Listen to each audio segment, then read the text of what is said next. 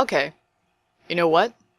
No overview. That's right, I didn't even give you a welcome to TechHeart because I want to talk about episode 5 of Camp Camp as soon as possible. By the way, welcome to Camp Camp. I meant TechHeart. Episode 5 is one of those episodes that do everything in the exact way you predicted it would. By the end of Act 1, I knew exactly what was going to happen and when. Hell, really, the only thing I needed was to have a basic knowledge of the Quartermaster and these lines. So, nothing scares you, Max? Not even ghosts? People in sheets got me concerned, but nah.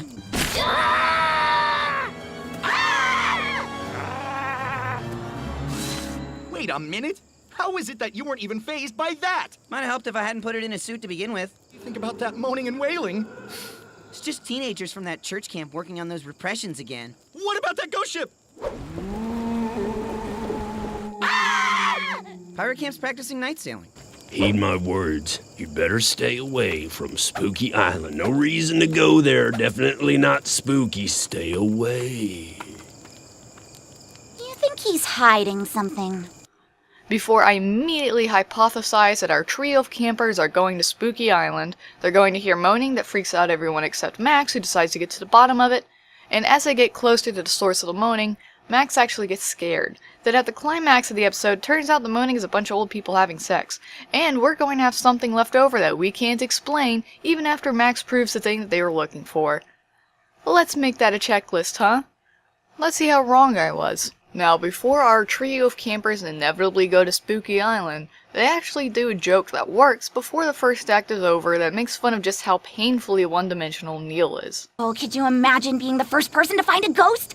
Or a monster? You'd make the cover of Science Magazine! Hey, that's a magazine about science! Which, as I stated in my last TechHeart on Camp Camp, right now, character isn't super important, but it should be getting pretty established pretty quick. At this point, I was hopeful that the characters were just late bloomers and they would eventually get personality, which is why I like this joke rather than going, pointing out your flaws doesn't fix them. Now, however, knowing what I do, I feel both tickled by it, and also, pointing out your flaws doesn't fix them. So, our trio goes to Spooky Island. That's a check. And, Who the hell are you? Me? I'm Jasper. oh, Jasper. He's a ghost. He's going to be the thing that they can't explain at the end. Thanks for spelling it out, guys. In case you haven't predicted the entire episode already, here's a character literally named Casper. Look, man, you're kind of ruining our dynamic. We're a comedy trio. What dynamic? Although the OSHA code in the trash can at the lab was a nice touch. Our trio goes to the original Campbell's mansion and finds some spooky stuff par for the course, and of course they hear moaning which freaks out everyone except Max. Check. Then, as no one could have ever seen coming, Max opens the door and finds a bunch of old people having sex. Who would have thought? Check. And afterwards, Jasper relays the entire episode in case you went to go get your pizza and wanted to know whether or not you were right about the entire plot of the episode. Jasper is a ghost, by the way. Check. Oh wow, there's actually 1 point unchecked. Max didn't get scared until the climax of the episode. Well, good job, I guess. Next episode is Rainy Day.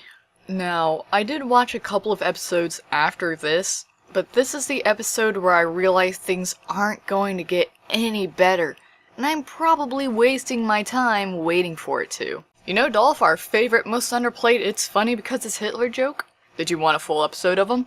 Well, too bad, because here's our episode-long Nazi joke since we failed to make one last episode, and we have some catching up to do. This one I actually didn't predict the plot of that much, but in my defense, there isn't much in the way of plot. This episode is just a 9-minute long Nazi joke that doesn't go anywhere.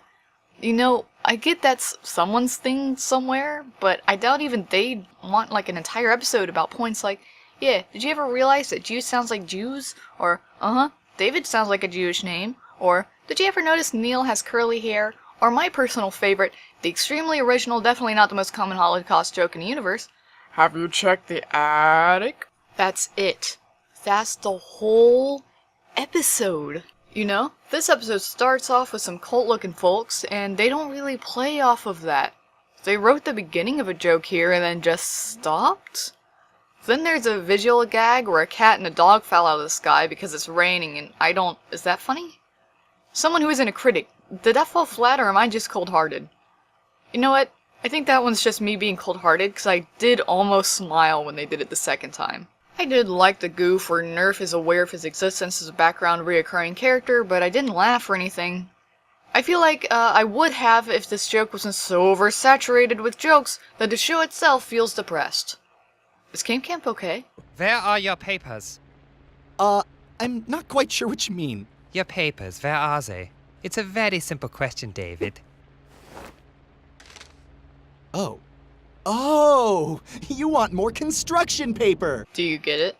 It's because his name is... There's a scene where there's actually a charming sequence of good and bad cop with Nikki and Max, and you know what? I just realized that the show would be a lot better if it was just Nikki and Max messing shit up. It still wouldn't be worth my time, but, you know, it'd be better. So there's, you know, Nikki and Max spend the episode in their B-plot looking for Neil, and, I'll give you one guess where Neil is. Mystery? I was just hanging out in the attic with the crackers and juice. Oh, my shoe. The attic, of course!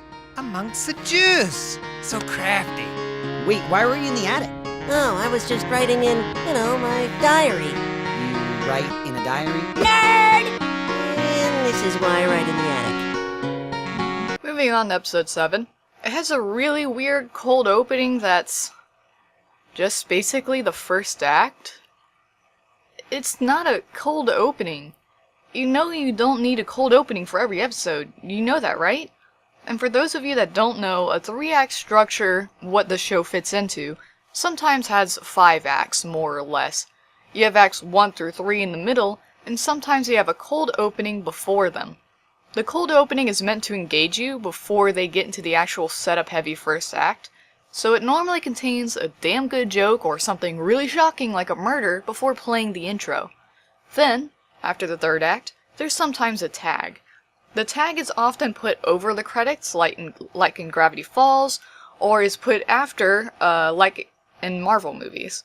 This show doesn't use tags, but tags are usually meant to calm down an audience with a simple joke or just a closure on what people are doing, like a cool-down walk after a jog. The rest of the episode is completely not noteworthy.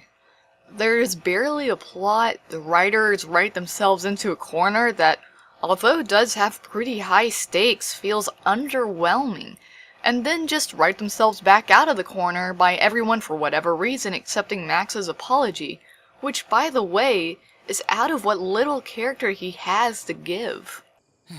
Wait, I can fix this. Everyone stop. Bonquisha, I'm sorry. You were texting me all along. I took David's phone just to mess with him. I led you on. Oh, nobody plays Bonquisha like that. Kick his ass! Max, shame on you. My apologies, ma'am. Well, the kid apologized. I'd say he learned a lesson. Affirmative. As far as episode 8, it actually has a plot and one that I didn't predict on top of that. It also has a few less jokes and has more planning, and we finally see a couple more character traits where David gets pushed to his limit and Gwen gets softer at the sight. Unfortunately, a lot of these jokes are in a weird in-between of high and low energy, so they kinda don't do much to change the overall tone. You know what? Let's take a joke and see what happens when we change the energy of it. Here's the original. So, what sort of poor excuse for root beer do you got on tap? Don't serve your kind here. Your kind? Your kind? Care to be more specific, sir? I'm calling you out. Kids. Oh, well that's totally understandable. And here's a quick animatic I did of a version with lower energy. So, what sort of poor excuse beer do you got on tap? Don't serve your kind here. Your kind?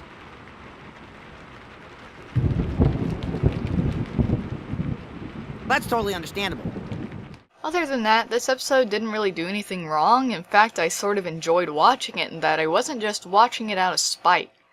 The writing for this episode was actually fine. They did a good job keeping it ambiguous as to whether or not David had a secret second life, while establishing him as a not-so-ambiguously dull yet charming character. There was even one childhood innocence joke that I found funny. You're totally right. So he come here often? Is he a sad drunk? Happy drunk? Gay drunk? Don't know about any of that. Guess he did hit his Shirley Temple pretty hard. He beat a woman? Even though episode 8 was alright, this bunch of episodes was the one that kind of said how I currently feel about the series. It's strange, it's so filled with half-assed jokes, yet so inconsistent on energy, and it just kinda charges at a tree with a stick knocking off low-hanging fruit en masse. It feels depressed, like someone's making the show because they feel like they have to, and while they want to, it feels like they're having trouble. You know, like when you're depressed and you want to do things you enjoy, but for some reason they're just not fulfilling you anymore. Speaking of which, this show is making me depressed.